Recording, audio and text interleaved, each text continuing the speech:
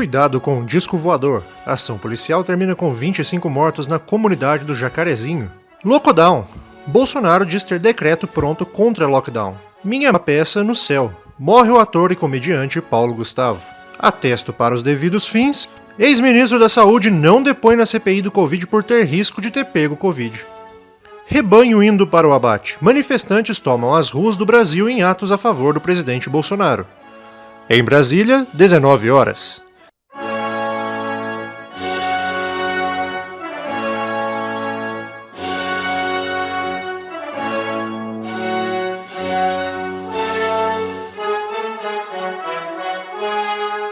Está no ar a rouquidão do Brasil, as notícias do governo federal que movimentaram o país na última semana.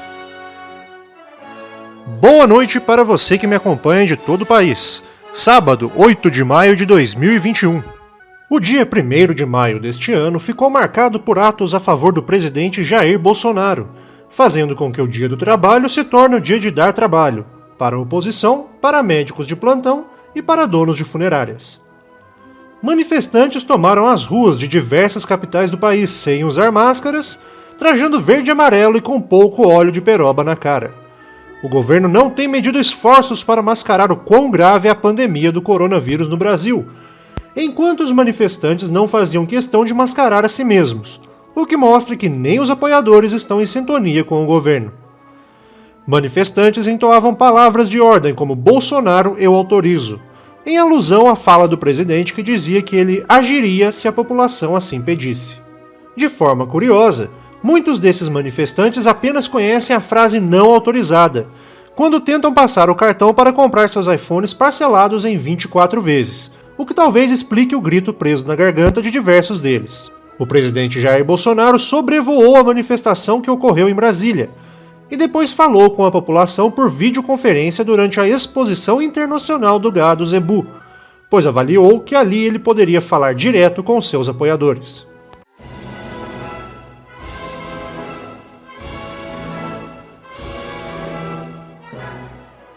Um dos vários ex-ministros da Saúde, o general Eduardo Pazuello, informou que não poderá depor na CPI do Covid nessa semana, porque teve contato com pessoas infectadas pelo Covid. Pazuello pode então ter recebido o vírus de peito estufado e nariz em pé, nariz sem máscara, inclusive. Recentemente, o ex-ministro fora fotografado em um shopping sem usar máscaras, quebrando com isso pelo menos umas 2 ou 3 recomendações de segurança do próprio Ministério da Saúde. Eduardo Pazuello pode agora se tornar o patrono dos mal empregados, porque foi demitido e quando foi chamado para depor sobre problemas no seu trabalho, mandou um atestado. Já circulam em grupos ligados à CPI um áudio do ex-ministro forçando tosse, falando rouco e pedindo desculpas por não poder participar. O general Pazuello tem recebido treinamento militar para suportar a pressão das investigações. Pessoas comem um peixe de bis na sua frente enquanto ele só pode comer um. Outros chamam ele para beber uma cerveja gelada enquanto ele deve tomar algum remédio. E ele ainda deve responder às tias no WhatsApp que falam que já abriu um concurso para a Caixa Econômica com salário de até 10 mil por mês.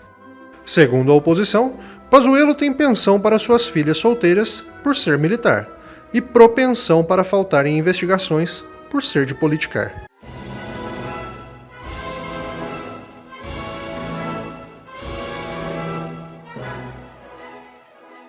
O mundo da comédia amanheceu menos risonho na última quarta-feira. O ator e comediante Paulo Gustavo faleceu vítima da Covid-19. Paulo foi criador de Dona Hermínia, uma típica dona de casa que representa a massiva maioria das mães brasileiras, com temperamento explosivo, de palavras diretas e provavelmente uma escoliose por carregar a família nas costas. O filme no qual estava a personagem, chamado Minha Mãe é uma Peça, e baseado em uma peça de teatro de mesmo nome, foi a obra nacional de maior bilheteria, arrecadando mais de 182 milhões de reais só no terceiro filme. Infelizmente agora, por mais que se peça, não teremos mais a peça que tinha a mãe, nem a mãe que era uma peça. Em um momento de grave crise sanitária, financeira e de saúde, perder um humorista é como perder uma leve lufada de ar fresco enquanto o vento traz o cheiro de tristeza e pesar.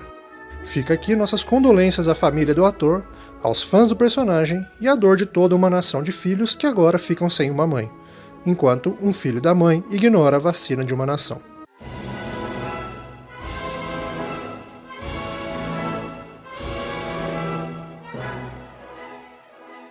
O O presidente da República, Jair Bolsonaro, afirmou na última quarta-feira que tem pronto um decreto para garantir o direito de ir e vir dos brasileiros. Apesar de ser Messias, especialistas se perguntam como ele fará para fazer as pessoas ir além depois de terem ido por causa do coronavírus. Bolsonaro disse também que se ele baixar o decreto ele será cumprido e que ele não será contestado. Opositores pediram para que o presidente baixasse um decreto que baixasse a omissão do governo quanto à pandemia, ou que baixasse o número de mortes por falta de vacinas que foram negadas, ou que decretasse um auxílio maior para que as pessoas pudessem respeitar a quarentena para que ela acabe antes de 2030.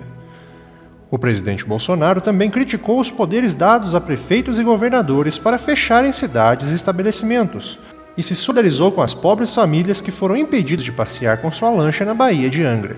Psicólogos, psicanalistas, psiquiatras e o psicopata Talkei apontaram os traumas gerados na mente desses pobres ricos privados de seu lazer, enquanto a maior parte da população é obrigada a trabalhar pois não tem apoio do governo, nem para vacinar, nem para se alimentar. O presidente apontou ainda que tem o apoio da população e dos militares para dar a vida pela liberdade. Muitos generais já mandaram convites para o Bolsonaro para jogar Call of Duty ou Battlefield, para ver se apaga um pouco desse fogo que ele tem pelos militares.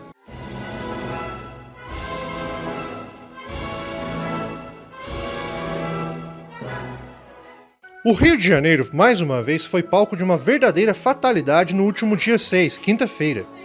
Uma operação policial na comunidade do Jacarezinho, no Rio de Janeiro, terminou com 25 mortes, sendo uma dessas a de um policial civil que fez parte da ação. Nenhum especialista tentou ligar ainda a violência dos policiais com os videogames existentes na realidade, o que entregou parte da população, já que aparentemente os jogos só têm influência quando a chacina é em áreas nobres. Segundo a polícia, os mortos eram todos bandidos, embora nenhuma identidade ou comprovação tenha sido mostrada, o que contrasta com muitos dos governantes que endossam a ação policial, que possuem uma ampla gama de provas de seus crimes e ainda assim continuam em seus cargos. Grupos de direitos humanos, que em geral prestam socorro tanto a policiais quanto a moradores da comunidade, contestam a versão de que os mortos eram bandidos, alegando que houve execução e que o número de mortos é maior do que o divulgado.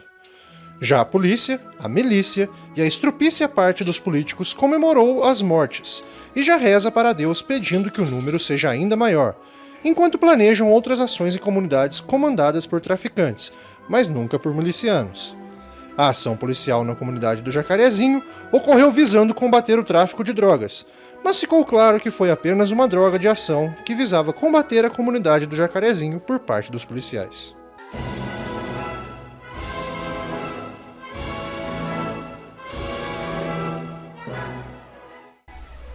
Essa foi a Rouquidão do Brasil.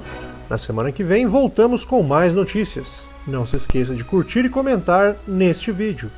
Obrigado e até lá!